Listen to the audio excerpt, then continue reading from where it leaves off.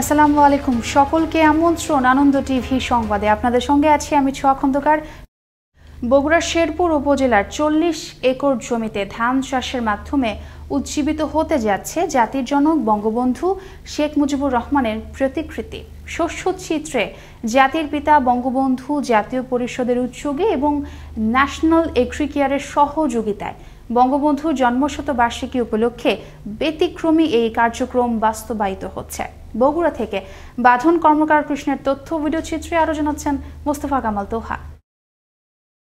মুজিববর্ষে জাতির জনক বঙ্গবন্ধু শেখ মুজিবুর রহমানকে স্মরণীয়, বরণীয় এবং স্মৃতিতে অম্লান করার লক্ষ্যে পৃথিবীর সর্ববৃহৎ শস্য চিত্রে জাতির জনক বঙ্গবন্ধু মোজাইকে উপস্থাপন করে গিনেস বুক বিশ্ব রেকর্ডে স্থান করে নেয়ার জন্য 40 একর জমিতে ধান চাষের মাধ্যমে উজ্জীবিত হতে যাচ্ছে জাতির জনক বঙ্গবন্ধু শেখ মুজিবুর রহমানের প্রতিকৃতি। বিদেশ থেকে আমদানি করা বেগুনি ও সবুজ দুই ধরনের ধানের চারা রোপণের মাধ্যমে হাইব্রিড ধানের চারা উৎপাদন করা হয়েছে। পরিকল্পনা মোতাবেক স্থানীয় কৃষকদের দিয়ে এসব চারা রোপণ করা হয়। এই অনুষ্ঠানের শুরুর মধ্য দিয়ে আমরা একটি নতুন নবতর উদ্যোগ, জাতির পিতাকে বিশ্ব মানচিত্রে, বিশ্বের ওয়ার্ল্ড রেকর্ড গিনেস বুকে আমরা লিপিবদ্ধ করার মধ্য দিয়ে আমরা হব গৌরবান্বিত, আমরা হব গর্বিত। চারা রোপণ ও সুধীর সমাবেশে প্রধান অতিথির বক্তব্যে বাংলাদেশ আওয়ামী লীগের প্রেসিডিয়াম সদস্য অ্যাডভোকেট জাহাঙ্গীর কবির নানক বলেন, বঙ্গবন্ধুর নেতৃত্বে এদেশে কৃষি বিপ্লব শুরু হয়েছিল। বঙ্গবন্ধুর নেতৃত্বে এদেশে কৃষি বিপ্লব শুরু হয়েছিল, কিন্তু 75-এর 15ই আগস্টে বঙ্গবন্ধু কৃষকের বন্ধু, মানুষের বন্ধু, জাতির পিতা বঙ্গবন্ধু শেখ মুজিবকে সপরিবারে হত্যার মধ্য দিয়ে সে পথ তিরোহিত করে দিয়ে কৃষককে এক অনিশ্চিত ভবিষ্যতের মধ্যে, অনিশ্চয়তার মধ্যে ঠেলে দেয়। অনুষ্ঠানে বাংলাদেশ আওয়ামী লীগের সাংগঠনিক সম্পাদক এস.এম. কামাল, শস্যচিত্রে জাতির পিতা বঙ্গবন্ধু জাতীয় পরিষদের সভাপতি ও বাংলাদেশ কৃষক লীগের সভাপতি সমীর চন্দ্র সাহা সহ অন্যরা উপস্থিত ছিলেন। বঙ্গবন্ধু স্মৃতিতে অম্লান, তাই জাতির জনকের জন্মশতবর্ষকে স্মরণীয় করে রাখতে এই ভিন্নধর্মী উদ্যোগ গ্রহণ করা হয়। এর ফলে আকাশ থেকে ভূমির দিকে তাকালে ধানের জমিতে ফুটে উঠবে সর্বকালের সর্বশ্রেষ্ঠ বাঙালি জাতির জনক বঙ্গবন্ধুর প্রতিকৃতি। বঙ্গবন্ধু বেঁচে থাকুক বাঙালির জাতিসত্তায়। মোস্তফা কামাল তোহা, আনন্দ টিভি, নিউজ ডেস্ক। শান্তিপূর্ণভাবে শেষ হলো বরিশালের গৌরনদীর পৌরসভা নির্বাচন। শনিবার সকাল 8টায় পৌরসভার 14টি কেন্দ্রে একযোগে শুরু হয় ভোট গ্রহণ, চলে বিকেল 4টা পর্যন্ত। এখন চলছে গণনার কাজ, রাতের মধ্যেই জানা যাবে ফলাফল। কাজী আলামিনের প্রতিবেদনে আরো জানাচ্ছেন তরিকুল ইসলাম।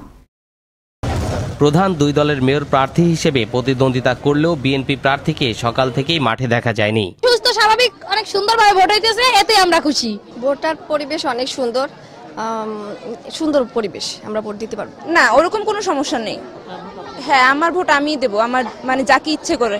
অবাধ, সুষ্ঠু, নিরপেক্ষ নির্বাচনের মাধ্যমে ভোটাররা ভোট দিয়ে যে প্রতিক্রিয়া ব্যক্ত করেছেন, সেক্ষেত্রে নৌকার বিজয় শতভাগ নিশ্চিত বলে জানিয়েছে আওয়ামী লীগ মনোনীত প্রার্থী হারিসুর রহমান। বিবেকের রায় ব্যালট দিচ্ছেন, ভোট দিয়ে ভোট কেন্দ্রের বাইরে এসে যেভাবে তারা প্রতিক্রিয়া ব্যক্ত করছেন, তাতে আমরা নিশ্চিত নৌকা নিরঙ্কুশভাবে বিজয়ী হবে ইনশাআল্লাহ। প্রশাসনের পক্ষ থেকে ভোট কেন্দ্রে নিচ্ছিদ্র নিরাপত্তা গ্রহণ করা হয়েছে। নির্বাচন শান্তিপূর্ণ করতে মাঠে কাজ করছে একাধিক আইন শৃঙ্খলা রক্ষাকারী বাহিনী। ভোট কেন্দ্র পরিদর্শন শেষে এইসব কথা জানিয়েছেন জেলা প্রশাসক জসিম উদ্দিন। স্বতঃস্ফূর্ত পরিবেশে নির্বাচন হচ্ছে, শান্তিপূর্ণ পরিবেশে নির্বাচন হচ্ছে, কোথাও কোনো সমস্যা হচ্ছে না, সেটি দেখার জন্য আমি জেলা প্রশাসক এবং জেলা ম্যাজিস্ট্রেট হিসেবে আমি এই ভিজিট এসেছি। আমাদের এসপি সাহেব মেহেদিগঞ্জে আছেন। আমরা এখনো পর্যন্ত কোথাও কোনো সমস্যা আমরা পাইনি, আশা করি আপনারাও পাননি। এখন চলছে ভোট গণনা। ফলাফল ঘোষণা শেষে ভোটাররা পাবে তাদের নির্বাচিত কাউন্সিলর ও পৌরপিতা, যারা আগামী 5 বছর ভোটারদের সকল নাগরিক সুযোগ সুবিধা নিশ্চিত করবে। তরিকুল ইসলাম, আনন্দ টিভি, ন্যাশনাল ডেস্ক। ইউনিয়ন ভূমি সহকারী ও উপসহকারী কর্মকর্তাদের প্রজ্ঞাপিত গেজেটের বেতন বাস্তবায়নের স্থগিতাদেশ প্রত্যাহার সহ 8 দফা দাবিতে সংবাদ সম্মেলনের আয়োজন করল বাংলাদেশ ভূমি অফিসার্স কল্যাণ সমিতি। শনিবার সকালে জাতীয় প্রেস ক্লাবে আয়োজিত সংগঠনের সমন্বয়ক রেজাউল রহমানের লিখিত বক্তব্যে এই 8 দফা দাবি তুলে ধরা হয়। এ সময় দাবি কার্যকর না হলে কলম বিরতি সহ কঠোর আন্দোলনের হুঁশিয়ারি দেয়া হয়। বিগত 10 বছর হইল আমাদের গেজেট হয়েছে, কিন্তু আমরা বেতন পাই নাই। শান্তিপূর্ণ পরিবেশে শেষ হলো তৃতীয় ধাপে দেশের 63টি পৌরসভার ভোট গ্রহণ। শীত উপেক্ষা করে শুক্রবার সকাল 8টায় ভোট গ্রহণ শুরু হয়ে চলে বিকেল 4টা পর্যন্ত। নির্বাচনী পরিবেশ ঠিক রাখতে সতর্ক অবস্থানে ছিল আইন শৃঙ্খলা বাহিনী। প্রতিনিধিদের পাঠানো তথ্য ভিডিওচিত্র দেখুন ডেস্ক রিপোর্ট। অনুষ্ঠিত হলো চুয়াডাঙ্গা দর্শনা পৌরসভার সাধারণ নির্বাচন। সকাল 8টা থেকে 9টি ওয়ার্ডের 16টি কেন্দ্রে ভোট গ্রহণ শুরু হয় এবং শেষ হয় বিকেল 4টায়। শান্তিপূর্ণ পরিবেশে ভোট দিতে পেরে খুশি ভোটাররা। নির্বাচনে মেয়র পদে 3 জন প্রতিদ্বন্দ্বিতা করছেন। এছাড়া সংরক্ষিত মহিলা কাউন্সিলর পদে 8 জন এবং সাধারণ কাউন্সিলর পদে 39 জন প্রার্থী প্রতিদ্বন্দ্বিতা করেছেন। এখন চলছে ভোট গণনার কাজ। শান্তিপূর্ণভাবে শেষ হয়েছে কুড়িগ্রামের উলিপুর পৌরসভা নির্বাচন। সকাল থেকে ভোট কেন্দ্রগুলো ছিল সরগরম। কেন্দ্রে নারী ভোটারদের উপস্থিতি ছিল চোখে পড়ার মতো। বাধা বিপত্তি ছাড়াই সারিবদ্ধভাবে ভোট দিয়েছেন ভোটাররা। কোথাও কোনো অপ্রীতিকর ঘটনা ঘটেনি। উলিপুর পৌরসভায় 18টি কেন্দ্রে ভোট গ্রহণ অনুষ্ঠিত হয়েছে। এখানে মোট ভোটার ছিল 37,915 জন। তৃতীয় দফায় ময়মনসিংহের গৌরীপুর, ঈশ্বরগঞ্জ ও ভালুকা পৌরসভা নির্বাচন অনুষ্ঠিত হয়েছে। সকাল 8টা থেকে ভোট গ্রহণ শুরু হয়ে চলে টানা 4টা পর্যন্ত। 3 পৌরসভায় মেয়র পদে 14 জন, সংরক্ষিত কাউন্সিলর পদে 35 জন এবং সাধারণ কাউন্সিলর পদে 117 জন প্রতিদ্বন্দ্বিতা করেছেন। 30 ভোট কেন্দ্রে 68,790 জন ভোটার তাদের ভোটাধিকার প্রয়োগ করেন। সকাল 8টা থেকে নওগাঁ ও ধামরাইহাট পৌরসভার নির্বাচনে ভোট গ্রহণ শুরু হয়ে 4টায় শেষ হয়। নওগাঁ পৌরসভায় 1 লাখ ভোটার তাদের ভোটাধিকার প্রয়োগ করেছেন। 41টি কেন্দ্রে ভোট গ্রহণ অনুষ্ঠিত হয়। মেয়র পদে 5 জন, কাউন্সিলর পদে 57 জন, সংরক্ষিত মহিলা কাউন্সিলর পদে 19 জন প্রার্থী প্রতিদ্বন্দ্বিতা করেছেন। সুষ্ঠু ও শান্তিপূর্ণ পরিবেশে নাটোরের সিংড়া পৌরসভার ভোট গ্রহণ শেষ হয়েছে। সকাল 8টা থেকে এখানকার 12টি কেন্দ্রে একযোগে ভোট গ্রহণ শুরু হয়ে বিকেল 4টায় শেষ হয়। প্রায় 26,757 জন ভোটার এ পৌরসভায় ভোট প্রদান করেছেন। এখন চলছে গণনার কাজ। নোয়াখালীর চৌমোহনী পৌরসভার নির্বাচন সকাল 8টা থেকে শুরু হয়ে বিকেল 4টায় শেষ হয়। এখানে ভোটার উপস্থিতি ছিল চোখে পড়ার মতো। শান্তিপূর্ণ পরিবেশে ভোট দিতে পেরে উচ্ছ্বাস প্রকাশ করেন ভোটাররা। এখন চলছে গণনার কাজ। কোনো প্রকার অপ্রীতিকর ঘটনা না ঘটায় সন্তোষ প্রকাশ করেছেন রিটার্নিং কর্মকর্তারা।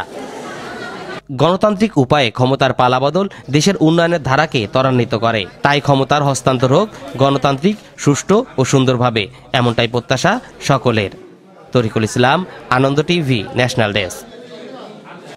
মুন্সিগঞ্জ সদর পৌরসভা নির্বাচনে 2 মহিলা কাউন্সিলরের সমর্থকদের মধ্যে কথা কাটাকাটি জের ধরে দফায় দফায় সংঘর্ষে 20 মিনিট বন্ধ ছিল ইদ্রাকপুর মডেল সরকারি প্রাথমিক বিদ্যালয়ের ভোট গ্রহণ।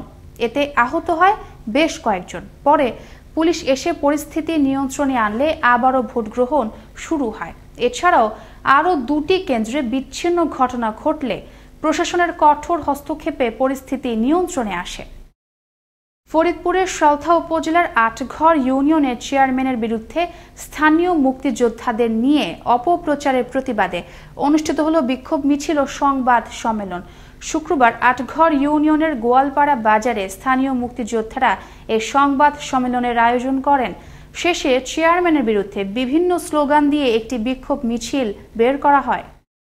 এই ছিল এখনকার মতো। আনন্দ টিভি সংবাদ দেখুন প্রতিদিন বিকেল 5টা 30 মিনিট এবং রাত 9টা 30 মিনিটে। আনন্দ টিভির সঙ্গে থাকার জন্য সকলকে ধন্যবাদ।